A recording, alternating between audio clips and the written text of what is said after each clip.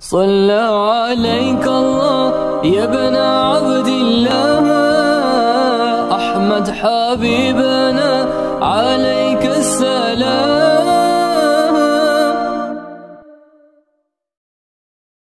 سیدنا ابو موسیٰ اشعری رضی اللہ عنہ بیان کرتے ہیں، صحیح البخاری میں ہے، فرماتے ہیں صبح کا وقت تھا، میں نے وضو کیا گھر سے اور اس نیت کے ساتھ نکلا کہ میں آج سارا دن سرور کونین جناب محمد رسول اللہ صلی اللہ علیہ وسلم کی خدمت میں گزاروں گا. باقاعدہ گھر سے نیت لے کے نکلے، سارا دن آپ کی خدمت میں رہوں گا، آپ کی رفاقت میں آپ کی خدمت بھی کروں گا، آپ سے سیکھوں گا بھی، آپ سے سمجھوں گا بھی. میں مسجد میں آیا، آ کے پوچھا اللہ کے نبی کہاں ہیں؟ بتایا گیا اس طرف کو گئے ہیں. میں پیچھے ڈھونڈتا ہوا آپ کے پیچھے چل نکلا. میں نے دیکھا بیرے عریش پر محمد رسول اللہ صلی اللہ علیہ وسلم اس کنویں کی چار دیواری جس کے اندر وہ بنا ہوا تھا وہاں داخل ہوئے ہیں. کہتے میں بھی پیچھے آ گیا. نبی محترم صلی اللہ علیہ وسلم نے اپنی پنڈلیوں سے یوں تھوڑا سا کپڑا اٹھایا اور اپنے پاؤں اس کنویں کے اندر لٹکا کے وہاں تشریف فرما ہوئے. کہتے میں گیا، کھجور کی چھڑیوں کا ٹہنیوں کا ایک دروازہ بنا ہوا تھا جو اس احاطے کے چار دیواری کے باہر لگا ہوا تھا. میں محمد رسول اللہ کا دربان بن کے، آپ کا پہرے دار اور گیٹ کیپر چوکیدار بن کے اس دروازے پہ بیٹھ گیا. اللہ اکبر کبیرہ. کہتے میں وہاں بیٹھا ہوں، اچانک باہر سے آواز آئی کیا میں داخل ہو جاؤں؟ میں نے پوچھا کون؟ کہتے ابو بکر. میں واپس آیا، آگے عرض کیا حضور ابو بکر آئے ہیں، آپ کا داخل ہونے کی اجازت چاہتے ہیں. فرمایا ابو موسیٰ ہاں جاؤ، انہیں داخل ہونے کی اجازت بھی دو، فبشرہ بالجنہ، اور انہیں جنت کی بشارت بھی دو. اتنی زیادہ عظمتیں اللہ کے نبی صلی اللہ علیہ وسلم نے 10 کا نام لے کے اپنی زبان سے ارشاد فرمایا فلاں بھی جنتی، فلاں بھی جنتی، فلاں بھی جنتی، فلاں بھی جنتی. اور ان میں سب سے پہلے جن کا نام لیا وہ ابو قحافہ کے بیٹے ابو بکر ہیں. ابو بکر فی الجنہ، کائنات کے لوگوں ابو بکر جنتی. اللہ اکبر. عبداللہ ابن عمر رضی اللہ عنہما بیان کرتے ہیں محمد رسول اللہ صلی اللہ علیہ وسلم کو تولا گیا ایک پلڑے میں اللہ کے نبی کو رکھا گیا، دوسرے پلڑے میں ساری امت کو رکھا گیا. اللہ کے نبی کا پلڑا جھک گیا، پھر آپ صلی اللہ علیہ وسلم والے پلڑے میں ابو بکر کو رکھا گیا، پھر ابو بکر کا پلڑا جھک گیا، پھر اس پلڑے میں عمر کو رکھا گیا، پھر عمر کا پلڑا جھک گیا، پھر اسی پلڑے میں عثمان کو رکھا گیا، پھر عثمان کا پلڑا جھک گیا. اس کا معنی کیا ہے؟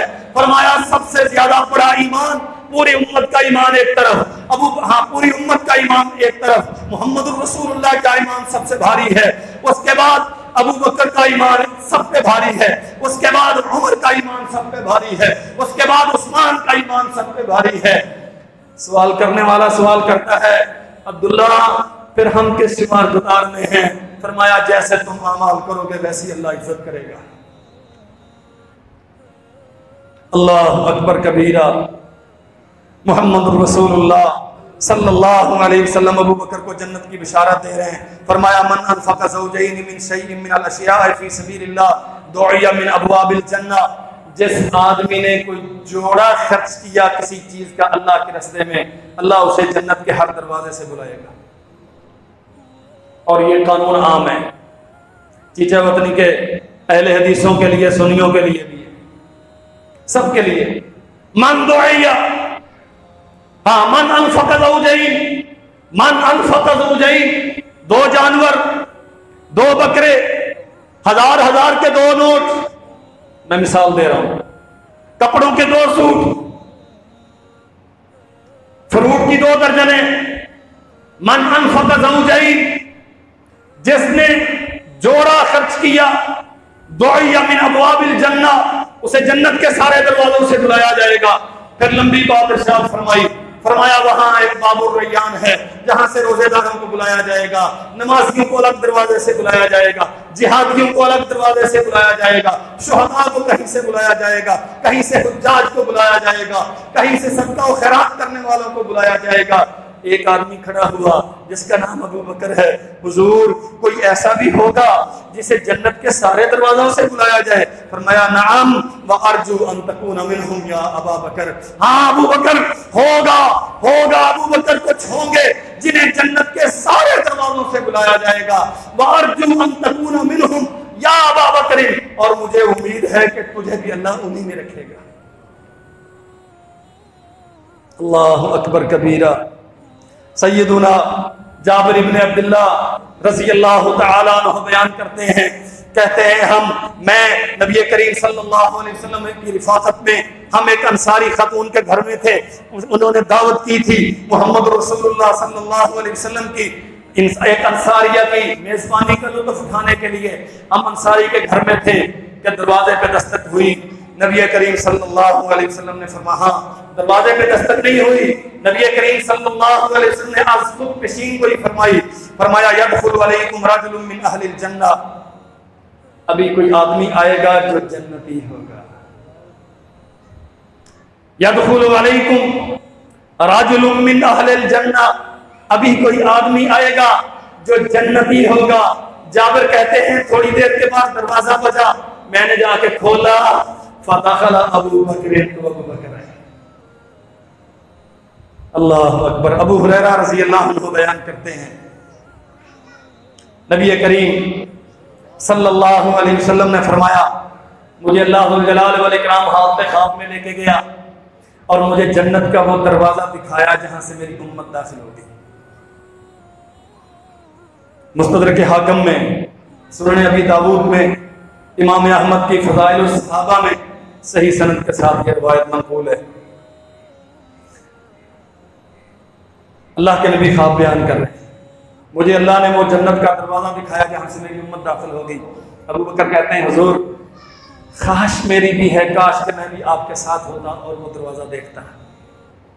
خواہشات دیکھیں، امیدیں اور تمنائیں دیکھیں۔ حضور خواہش تو میری بھی ہے کاش کہ میں آپ کے ساتھ ہوتا، میں بھی آپ کے ساتھ وہ جنت کا دروازہ دیکھتا۔